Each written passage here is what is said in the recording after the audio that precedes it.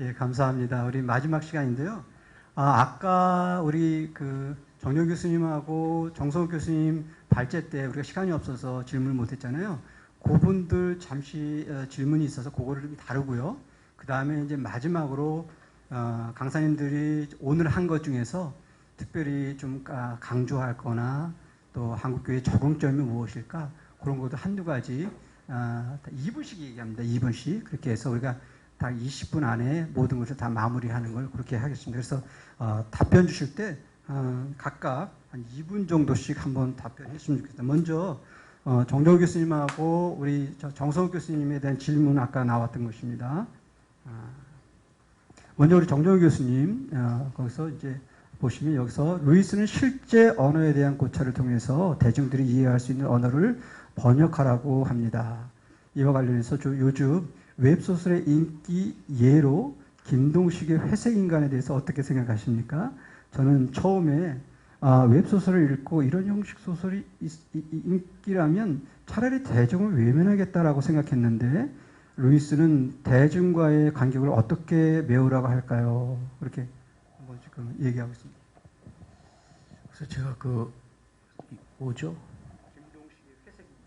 김동식의 회색인간에 대해서 전혀 몰라서 맥락이 제대로 되는지 잘 모르겠습니다. 그러나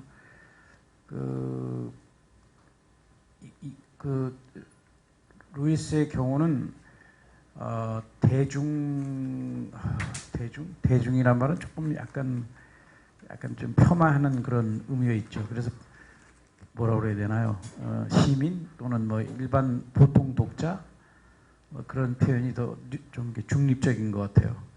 그래서 모든 그분의 글쓰기 아까 홍정월 선생님도 그에 대해서 좀 자세히 말씀하셨지만은 모든 글쓰기의 최종 목표는 어떤 엘리트라든지 이런 학자라든지 이런 사람들이 아니고 보편적인 시민, 그렇죠? 세계 시민 또는 평범한 common readers 이런 그런 사람이 최고의 목표였기 때문에 제가 보기엔 대중이라고 나오는데 보통 독자들, 일반 시민들을 계도한다고 그럴까?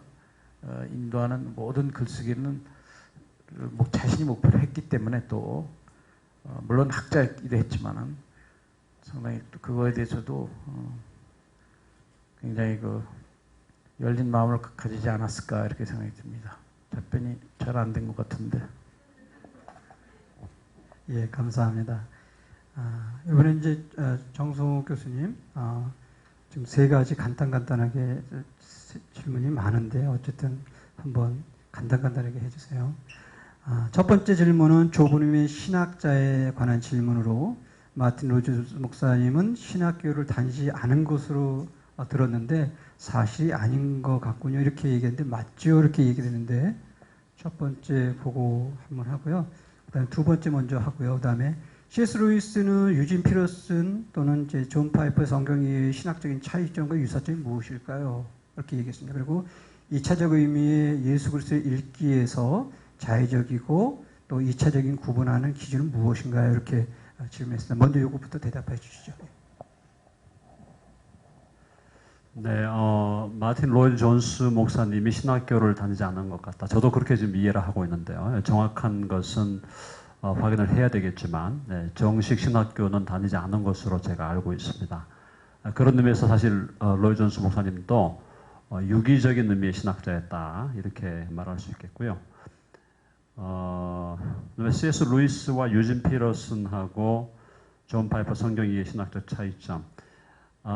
지금 이제 존 파이퍼 목사님은 우리가 잘 아시다시피 이제 보통 우리가 일반적인 전통적인 의미의 복음주의적 성경관, 그러니까 완전한 영감과 무오를 믿는 분이죠. 네, 존 파이퍼 목사님은. 네, 그런 의미에서 우리가 파이퍼 목사님의 성경 해석이나 이런 건 굉장히 좀 편안하게 우리가 접근할 수 있고요.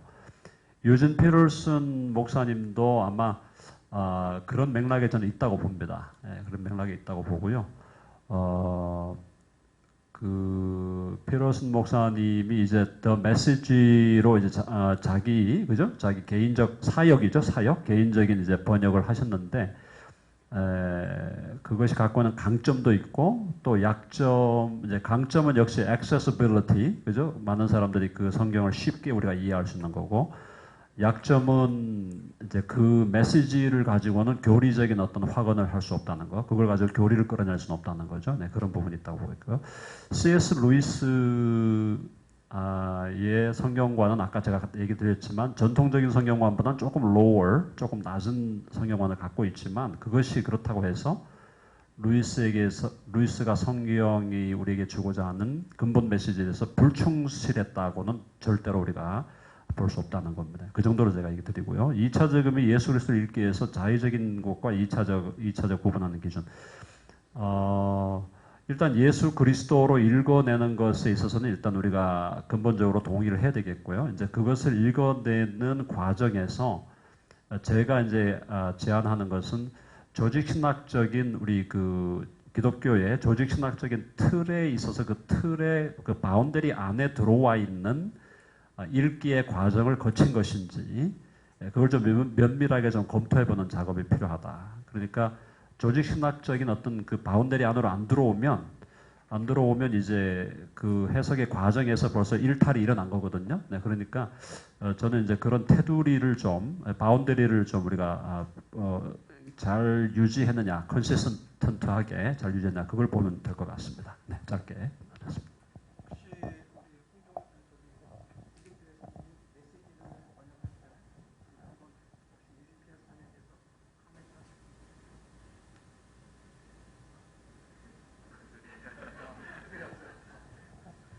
시간 세이브를 위해서 굉장히 지혜롭게 말씀하셨습니다. 마지막 우리 아마 이거 정성욱 교수님한테 질문일 것 같은데요. 루이스가 성경을 신적이고 하나님의 사용하시기 위해 선택했지만 기본적으로 오류가 있는 자연적인 문학 작품이라 주장하는 것과 구약 성경에서 2차적 의미가 필연적이라는 주장을 동시에 했다고 말씀하셨는데 성경의 무호성과 영감에 대한 주장과 또 구약 성경의 표준적 해석 가능성에 대해서 주장이 과연 독립적일 수 있을까? 아니면 이제 불가분한 관계가 있는 것처럼 보여서 여쭙니다. 라고 하는 좋은 질문입니다. 예.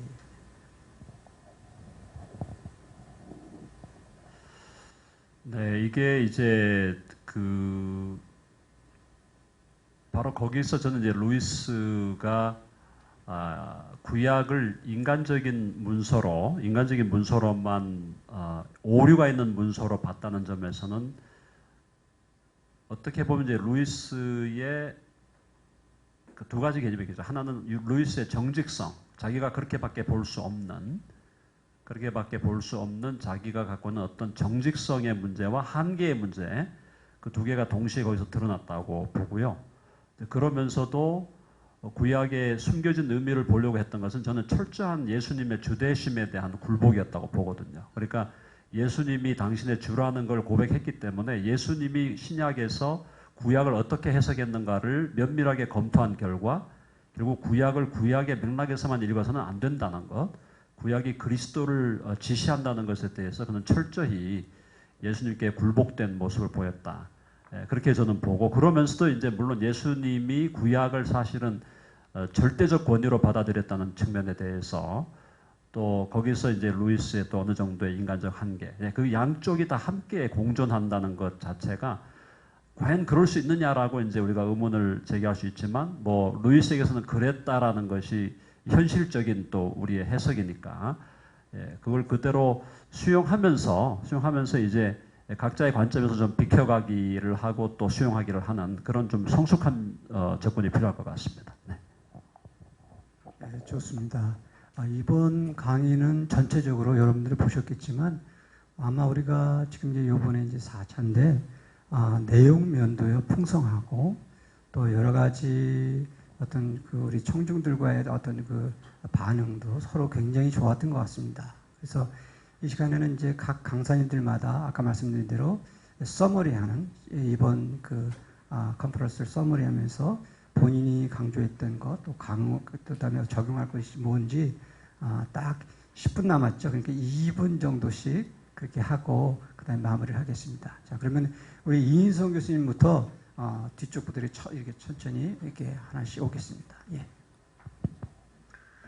네, 제가 4년 전 첫 번째 이 시간에 했던 말입니다. 저는 루이스가 뭐 모든 것을 다 해결해 준다고 절대로 생각하지 않습니다. 그런데 저 같은 사람, 바로 이런 사람, 그러니까 저 같은 사람이 어떤 사람이냐면은 좀 더 이렇게 지적 호기심이 있는, 이성적으로 논리적으로 좀 관심이 있는, 그냥 태생적으로 선천적으로 그래요. 똑똑하지도 않은데 저는 대학 다닐 때 별명이 논릴리였거든요. 이게 놀리는 말이었어요. 칭찬하는 말이 아니고. 너는 이렇게 모든 걸 논리적으로만 얘기하냐 이거죠. 항상 매사에. 네. 이런 사람들이 있거든요. 그러면서도 하나님은 믿고 싶어. 이런 사람들에게 절대적으로 필요한 그런 사람이 이 루이스가 아닌가 하는 이제 그런 생각이 들고요. 문학도 여기 정재원 교수님 저보다 대선배님 계십니다만은 저는 이제 한국에서 학사 석사를 했는데 석사 과정 때 가장 혼난 게 그거였어요. 너 같은 놈은 문학하면 안 된다. 이유가 뭔지 아세요? 술을 안 먹어. 점심 때부터 다음날까지 술을 먹는, 제가 이제 고대 대학원 다녔는데 점심 때부터, 근데 술을 입에 안 대, 저는. 그리고 그 자리에는 있어. 왜냐면 학생이니까, 지도교수가 하니까. 또 돈도 내줘야 되니까. 저는 그런 시절이었습니다. 너 같은 새끼는 문학하지 마. 죄송합니다만 이런 말을 수백 번을 들었어요. 저는 기독교 문학을 하고 싶었는데 무슨 기독교 문학이 있냐. 이 두 단어가 안 맞는다는 얘기죠. 기독교와 문학이란 말을. 이런 구조 속에서 저는 그걸 추구했고, 루이스는 저희가 아는 것처럼 그런 글도 썼죠. 기독교와 문학, 뭐 기독교와 뭐 문학과 기독교 뭐 이런 식의 어떤, 그러니까 문학을 기독교적으로 이렇게 담아내잖아요. 나뉘어야되기도.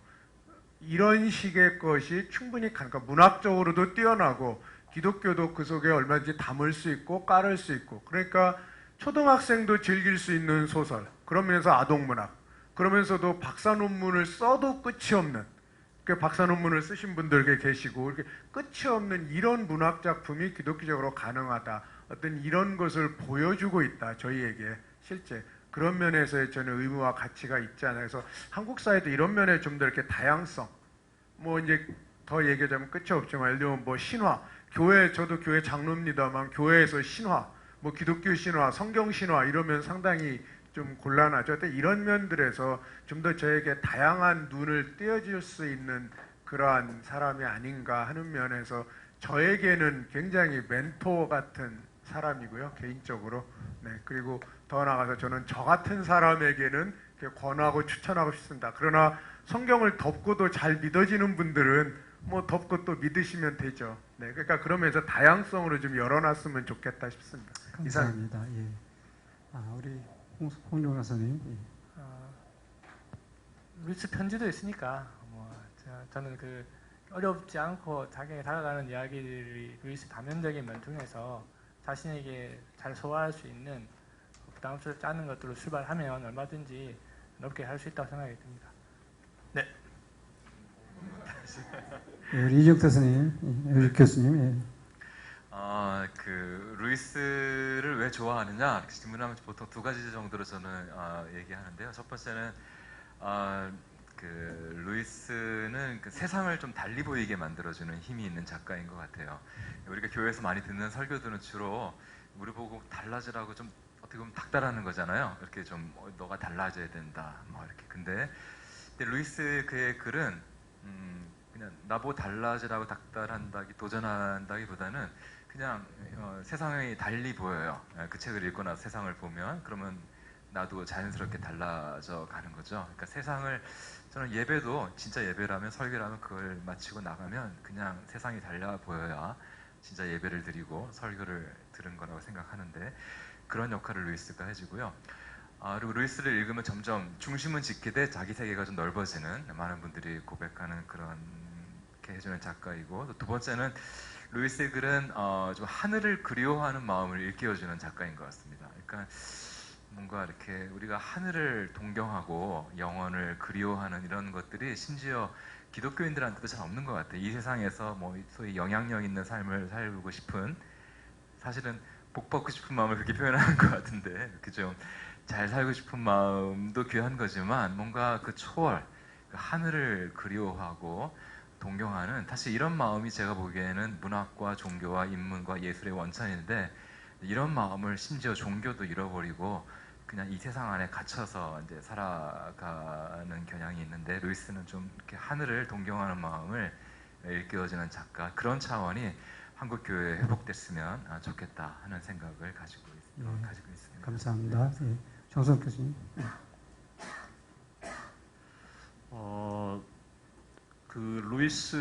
왜 루이스인가라는 질문을 던졌을 때 오늘날 우리 기독교와 기독교의 진리성에 대해서 우리는 여러 각도에서 지금 도전을 받고 있거든요. 그러니까 뭐 과학도 그렇고 철학도 그렇고 모든 종교학, 다원주의라든가 여러 면에서 지금 기독교가 공격을 받고 있는 상황에서 그것을 어떤 의미에서 온몸으로 최전선에 나가서 싸웠던 사람이 바로 루이스다.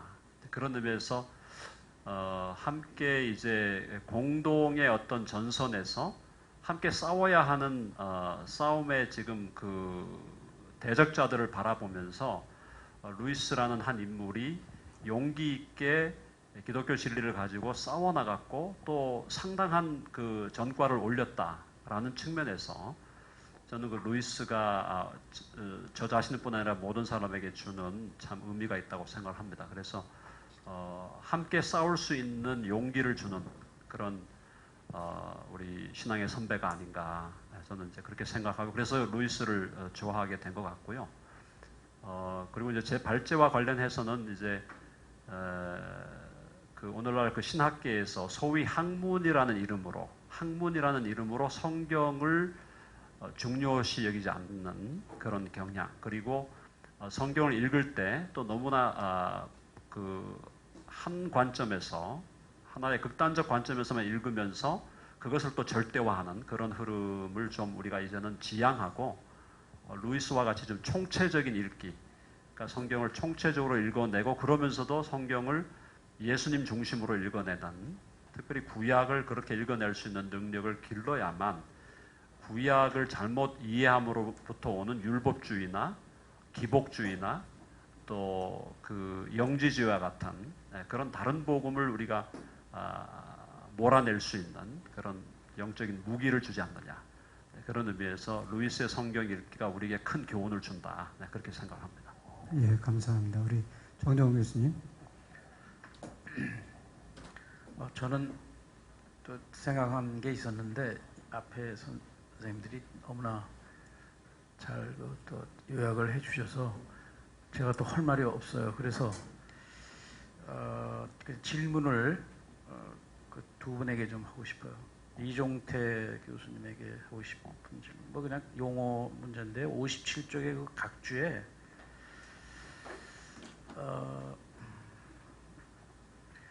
그 밑에 이제 그 지면제약 뭐 이렇게 말씀하시고 있는데 변형이라는 게 있죠.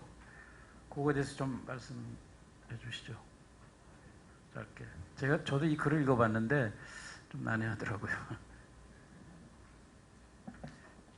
이 글을 가장 꼼꼼히 읽고 번역하신 우리 홍준호 선생님이 더 잘 설명하실 것 같긴 한데 근데 이 글이 사실 대표적으로 사실 이 글이 루이스가 그 신학생들한테 설교한 원고입니다. 루이스 글 중에 제일 파워풀한 것들이 주로 이렇게 설교 원고들이 많아요. 영광의 무게도 그렇고 이 트랜스포지션도 이제 설교문인데 어떻게 잘 설명하면 이 글이 제일 대표적으로 정말 이 글을 읽고 나면 세상이 달리 보이는, 홍준호 선생님이 언젠가 저한테 그런 말씀하신 적이 있는 것 같아요. 이 글을 번역하고 나서 보니까 세상이 달리 보이더라 말씀을 하시는 게 있는데 어떻게 막상 이렇게 좋은 예를